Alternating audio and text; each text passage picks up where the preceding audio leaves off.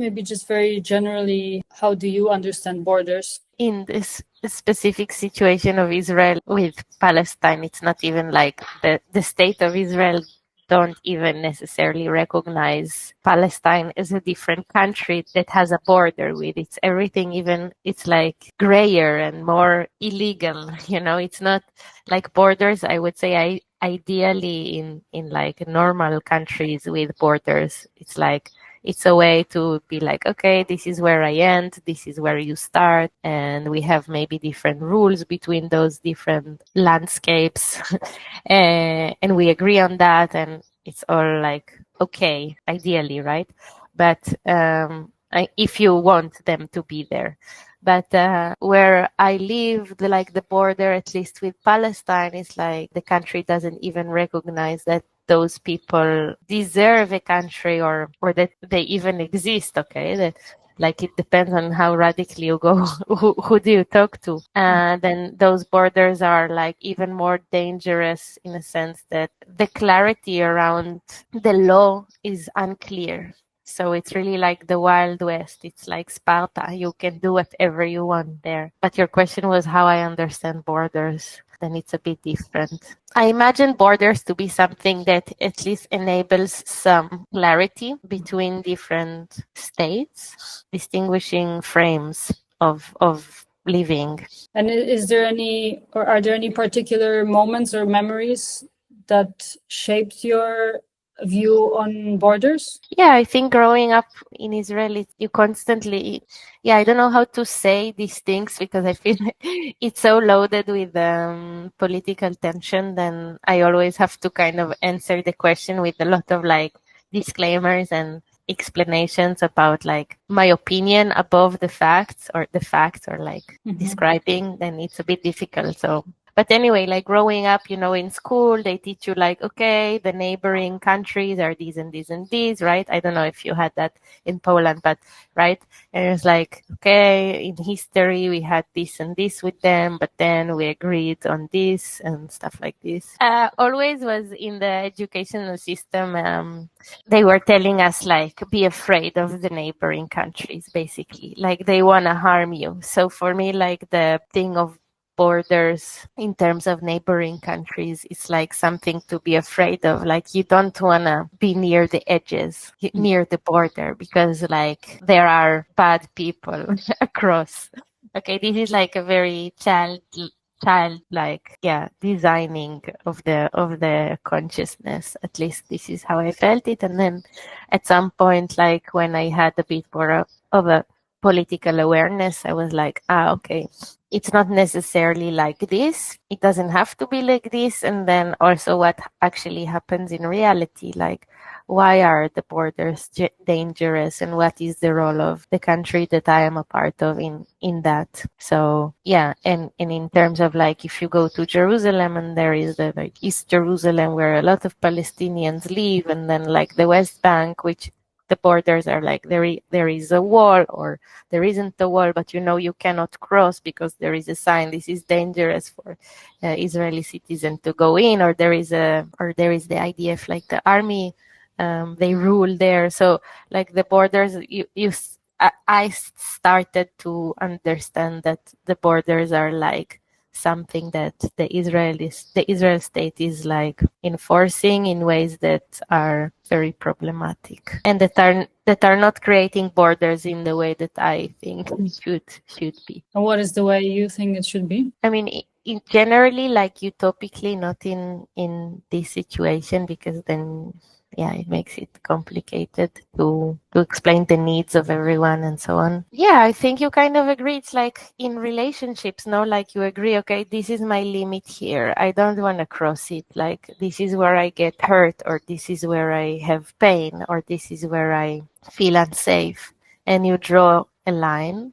In terms of countries, it's like, this is my land, this is your land. Like we just agree on that, so we can just live peacefully on the lands that each of us have, and it just allows this kind of like feeling of safety. And then you have the peace of mind to deal with other stuff in life that are not like, what am I allowed? What am I not allowed? Am I allowed to step here? What are the rules on this side of the land? You're like, no, I can make soup now. It's fine. I'm not doing anything that is harming someone else because this is where I am. Like it's the limits, like the agreed limits of countries. Like it's the system that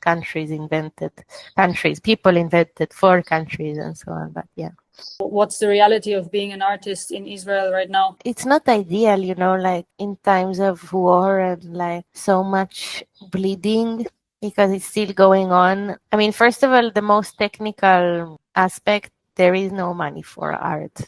Also, I see a lot of artists that do make art feeling very apologetic about it. They would market their show and be like, I want to invite everyone and I know it's hard. And then there is like all the apologies of like, that this and this is happening and that our people are suffering, blah, blah, blah. But I have this show, okay?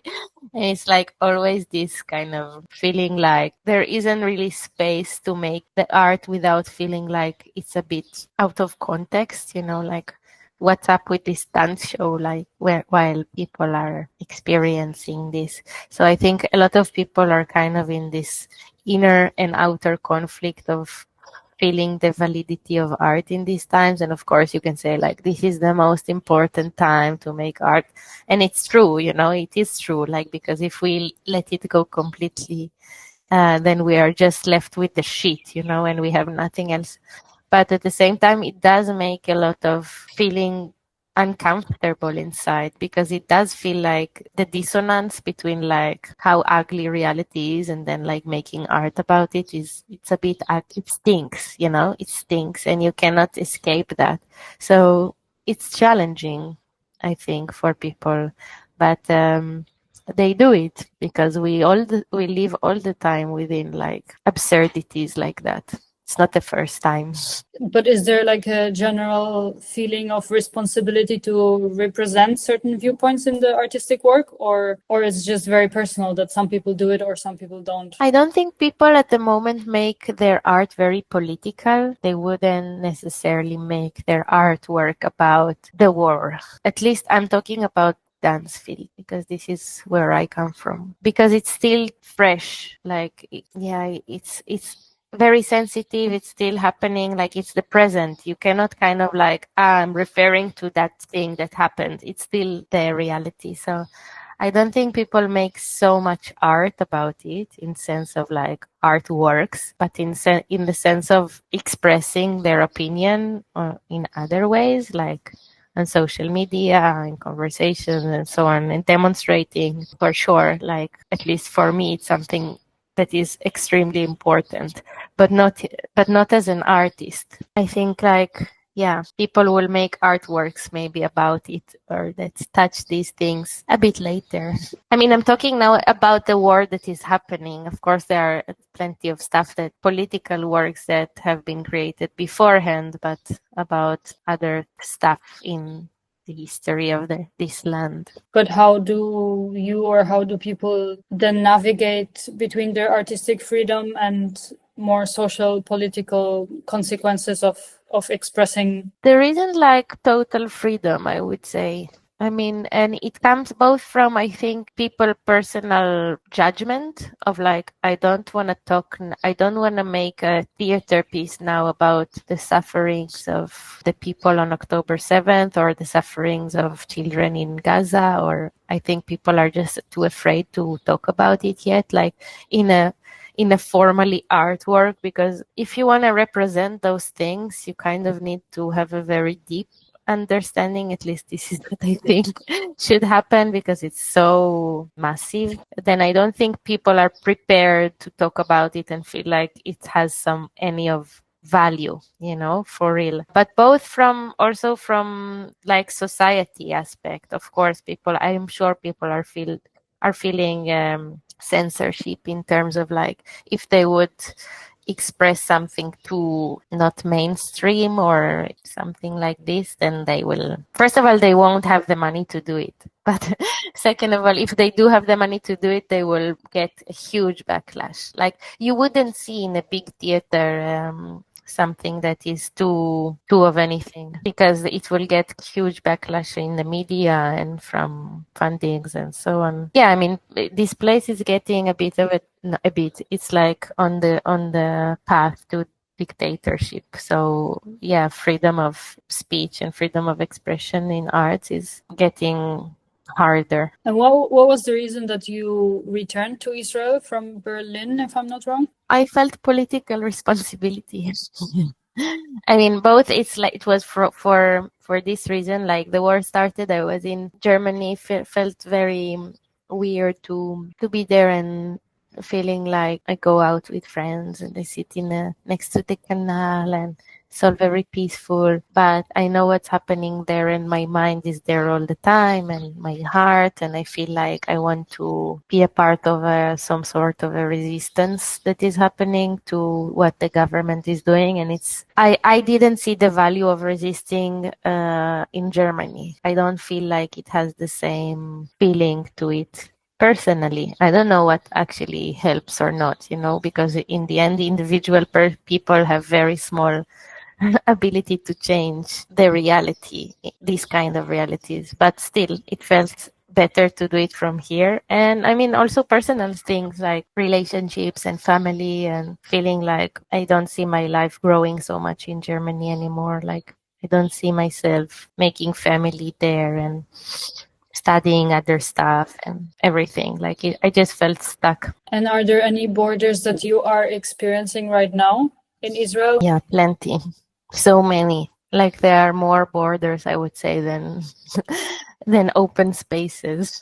Yeah, I mean the temperature in Israel now, like metaphorically, is burning hot. Like the people are extremely violent and divided in their opinions and in their views on what's happening, in terms of like it's so insane, it's so radical, the differences, that you hear someone else like from the other side of the political map. I'm very left wing, if you probably figured, and like people from the right wing of the political map in Israel, like we almost don't see, like I think if you would compare what we are looking at and what we are defining as the reality, is different things. So we don't even agree on what is real. Okay, like some people from the right wing of political map in Israel would say there are no Palestinians. Okay, and they would say the more important thing now is not to finish the war and to bring back hostages and not killing people, is to occupy all of Gaza and get this land and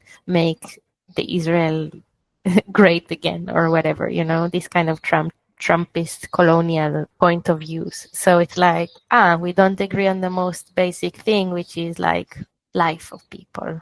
So it's the gaps are like huge, insanely huge. And I think also like being in a place that is so used to violence, very radical violence, is making also people in their personal life be very aggressive. So I think I also feel it kind of dripping into creating borders of like, do I feel safe to express my opinions next to someone that I have the suspicious that maybe he's from the right, he's rightist, is right wing? Do I feel like safe to express what I think about that it's not okay to kill innocent civilians? Maybe they will slap me in the face. That could happen. Yeah, I think I feel the borders are kind of even closing even more between people, between communities of like people that agree on stuff and they're different people, and then like the meeting points become harder to create because it's so vast. The difference is like planets.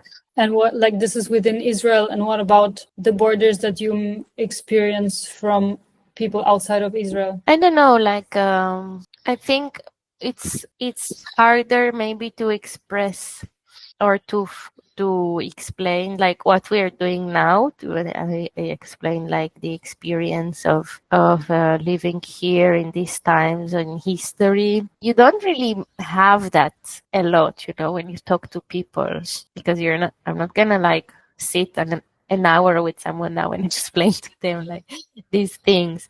So it for sure is creating as well like the feeling of that I share things with people that are outside of this situation. It's harder because you really have to tap into like explaining the small delicacies of the situation, of the reality that I'm experiencing daily, not being too dramatic about it. Yeah, I'm the lucky one. I'm living a normal life. I go to work, blah blah blah. I have a house that is standing and so on. So I'm not even the miserable one in this reality, but still it's a lot. So, yeah, and of course, like anti-Semitism, blah, blah, blah. I really avoid like feeding this narrative too much because I think Israel is really abusing this thing too much in a sense of like anyone that is expressing criticism about what this country is doing is marketed or like framed as anti-Semitic, and I think that's a terrible thing to do because that's just fascist.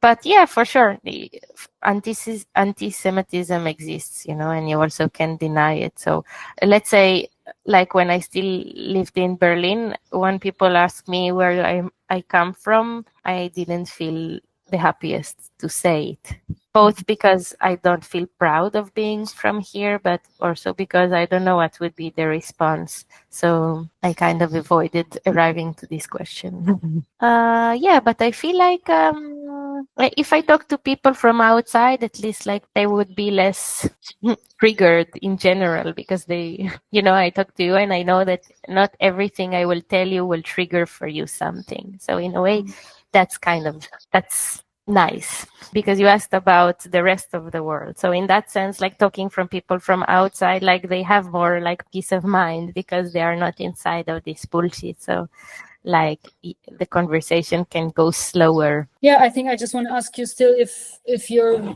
or how did your view on borders change since October 7th, or did it change, or maybe? Of course, there is the utopia of like imagine all the people living, the John Lennon kind of like anarchy or like no countries idea.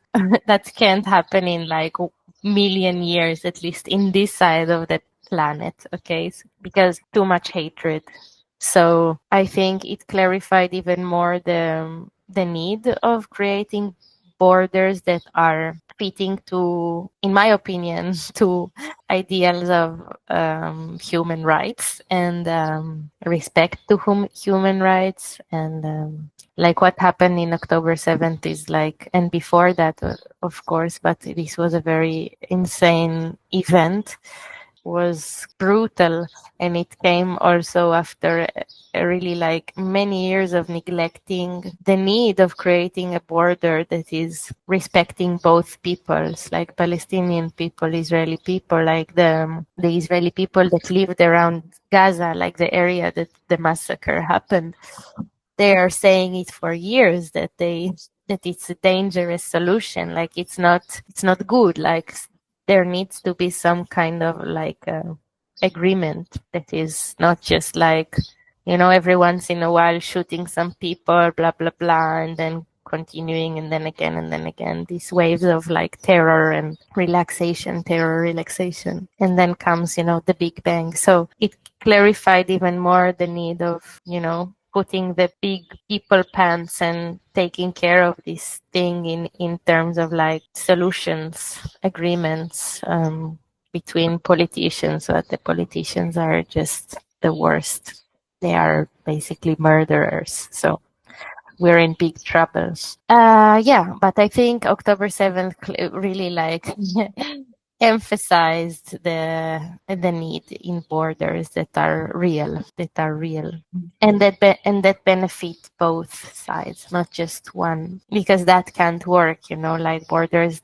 I mean, you have to lean. You have to have that this border is a leaning point for both sides, not just one, because then it doesn't function.